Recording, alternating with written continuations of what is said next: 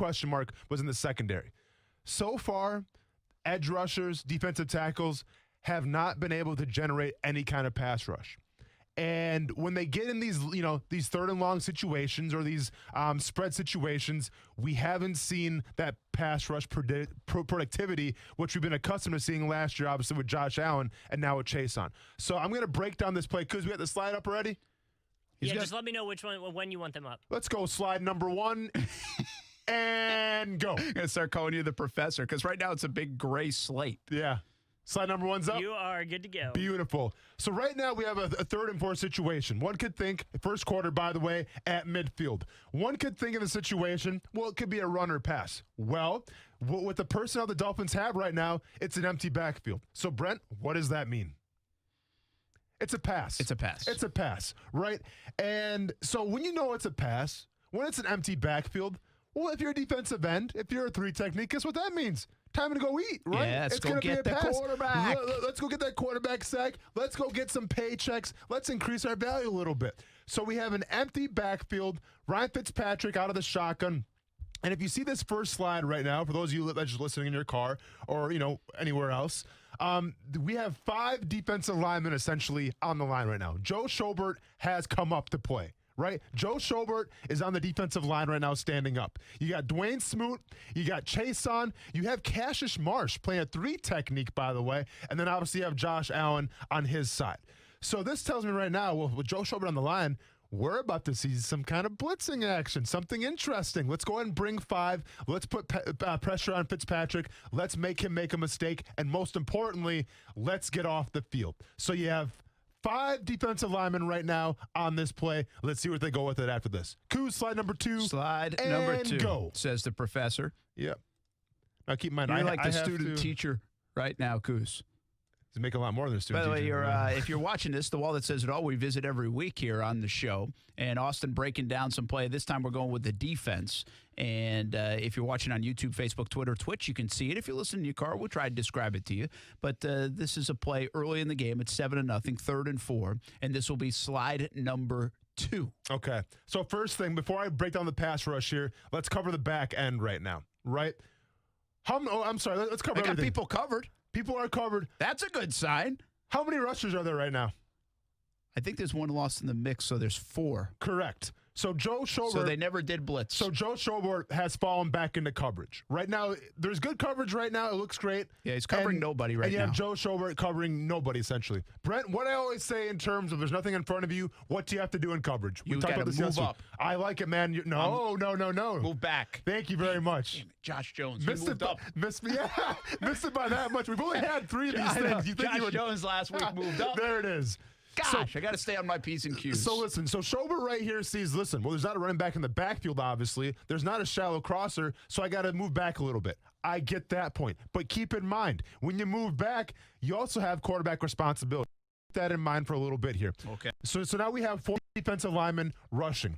And we have what I like to call a Tex game coming from the left side with Cassius Marsh and Josh Allen. Okay? Usually the way it goes is that the center is going to go to the receiver's strength. That's what happened here. So you go away from the center and you run the game. I'm not sure who the game caller was. It was either Josh Allen or Cassius Marsh, but we have a Tex game.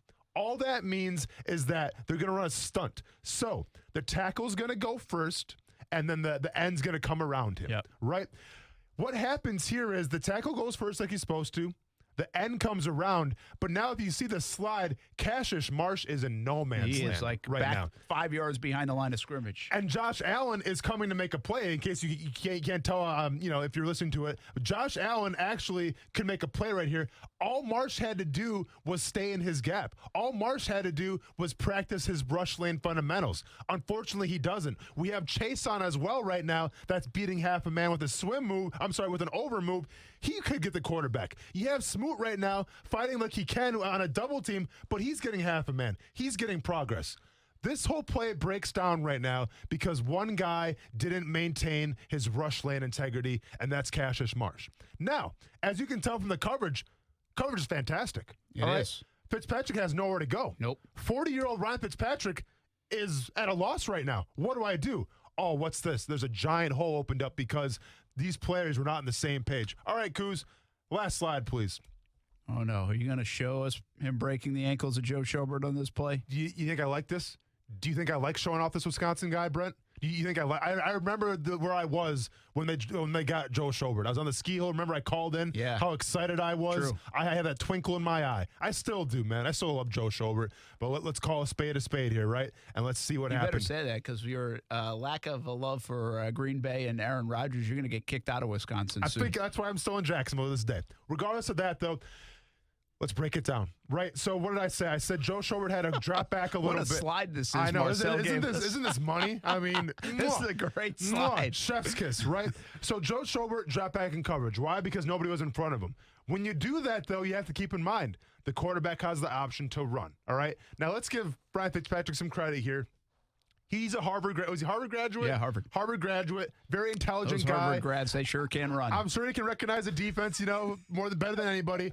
But in terms of a 40-yard dash, I wouldn't put him in the upper echelon, right? So right now we have Chase on we call it cheetah tackle from the back. Yeah. He can't get there. And we have Joe Schobert not bringing his legs and unfortunately getting shaken and baked by Ryan Fitzpatrick. This slide kind of sums up the Jaguars' last decade. Yeah. In a way. Yeah, it's a rough one. Now, keep in mind, Brent, watch that coverage. The coverage is fantastic. And we've been on the secondary for a while now with this coverage. He's got nothing to throw the ball. So he takes off and runs, and he's basically got to make one guy miss, and he makes Joe Schobert miss, being serious. But, I mean, Schobert's an athletic guy. Yeah. You'll wonder, as you watch this play, do you remember it all? Did he not, from a technique standpoint, did not break down correctly? So, as from a technique standpoint, he didn't bring his feet with him, right? I think he underestimated the athleticism of Ryan Fitzpatrick. He tried to cut the angle off, and unfortunately, he did not bring his feet with him. He got off balance a little bit. Hey, I've been there against Drew Brees. Drew Brees shook me out. We've all been there. Doesn't bring his feet with him. Fitzpatrick shakes him, and it is what it is. Couple points I want to talk about, though. Obviously, the rush lanes, right? You're playing the Bengals team right now that is very porous with their offensive line. But keep in mind, even if you're winning, like Josh Allen was winning, like Chason was winning, Smoot was starting to win a little bit. If you don't mind your rush lane integrity, it doesn't matter. Because Joe Burrow can do the exact same thing. And you know what? Joe Burrow has the vision where if a guy's open, he's going to find him out of the scramble. So keep that in mind as well. My second point. Like I said, there's nothing happening right now in front of Joe Schobert. Yeah. Right? He literally just dropped back, and then he was put in a bad situation. I mean, a situation where he's got to make this play. Let's be honest. You got to make this play. But at the same time, it begs the question, if you were to rush 5 right now, with this coverage, what would happen in this play? He would have had to throw it away. He would have had to throw it away. And this is my point right now, where I understand that you're not giving your secondary a lot of credit. And by doing that, you're saying, well, we can't send 5 because it puts our secondary in a predicament. I'm watching right now a secondary who has everything covered up. I'm watching a secondary right now who has forced Ryan Fitzpatrick to run. He doesn't want to run. You think Fitzpatrick wants to run at 40 years old or whatever? He's got arthritis. He's got bad knees. He has to. Enough said. So with that being said, we have a secondary doing our job right now. And unfortunately, once again, Joe Schobert was playing a little too far back, got shaken out, and it's a big momentum swing. It's a first down now. My point is this. Put some faith in your secondary. I get you're trying to do those guys a favor right now. You're trying to help them out as best as possible. But in situations where it's empty formation like this, and you got to put pressure, especially on a rookie quarterback coming up and Joe Burrow, and especially with an offensive line who's not that good, why not send more than 4? Why not send 5 and at least give yourselves a chance? Now, if Burrow's smart enough, if he recognizes it right away and he throws the ball away, you'll live to find another day.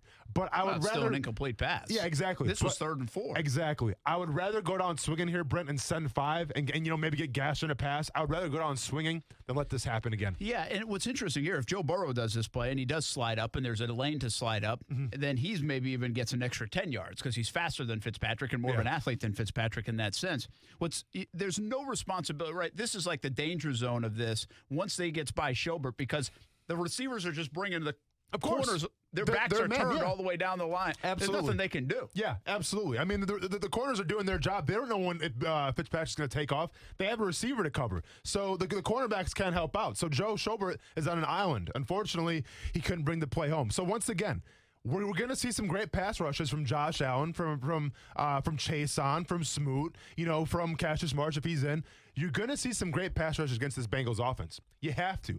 The point, though, is will you all be on the same page? They have to clean that up because if not, You're going to see the exact same thing happen here. So to recap here, this 3rd and 4 situation, which you remember the game Thursday night, it was earlier 7-0. It's 3rd and 4, but they end up going down and score. If they get off the field, they punt it away, and maybe the game settles down a little bit. But this is an example of the Jags can't get off the field. And to me, it's threefold why they didn't get off the field. You tell me if I'm right or wrong, but it's threefold. Let's hear it. One, they showcase that they might bring an extra guy, but they don't. Correct. And so they could have applied a little bit more pressure. What I've been saying this week is dictate the action a little bit more, and especially against a young QB. This guy's a veteran, smart QB, and that's a little more dangerous to do with some of the veteran guys, but they could have in this situation. They chose not to. Cassius Marsh then, kind of an unproven player in the league, doesn't do his job. He gets way upfield, opens up a running lane for Fitzpatrick. Yeah. I mean, it was like the party on the Red Sea, Brent. Yeah. I mean, and we could have ran through there. So that's part 2. And then, in fairness, Joe Schobert's on an island. Correct. But he's on an island with a 38-year-old quarterback that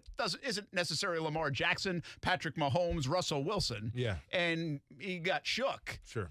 Probably from a technique standpoint. So the Jags, again, I mean, there's 3 different things going wrong on the same play. And the beauty of football, this is why they like to say, and everybody likes to say it's the ultimate team game, is when, okay, maybe you should have brought the pressure. That doesn't go right. Okay, but Cassius Marsh is going to do his job. Oops, that didn't go right. So now you should have brought pressure. You didn't. Cassius Marsh is upfield. He's not doing his job. But don't worry, Joe Schobert's going to make a play, and he'll pick up for you. Well, that's the beauty of football. That's the way it's supposed to go. Somebody's got to make up for you at some time. There's various lines of defense. Well, all 3 lines of defense failed here, and they lead to a huge run by Ryan Fitzpatrick, what ends up being a 14-0 lead down the road. And this is a trend here, Brent. This is a trend from last week. We talked about Josh Jones and that play with Wingard, right, where he kind of got, like, it looked bad on his part, but there was 3 guys responsible for that play last week. Well, fast forward now, you play the Dolphins. We're sitting here, on a Wednesday, and once again, it's 3 players' fault. This is like you just said, this is the beauty of football. Where you have a liability maybe in the secondary, or you have a liability on the defensive line, you can cover those liabilities up if those guys do just a little extra more. I'm not talking to play out of yourselves. I'm just saying do a little extra more. But when you have 3 guys who don't do their jobs, and when you have 3 guys who on this play were a liability, this is what happens. So this is why I'm okay with a mental error here or there.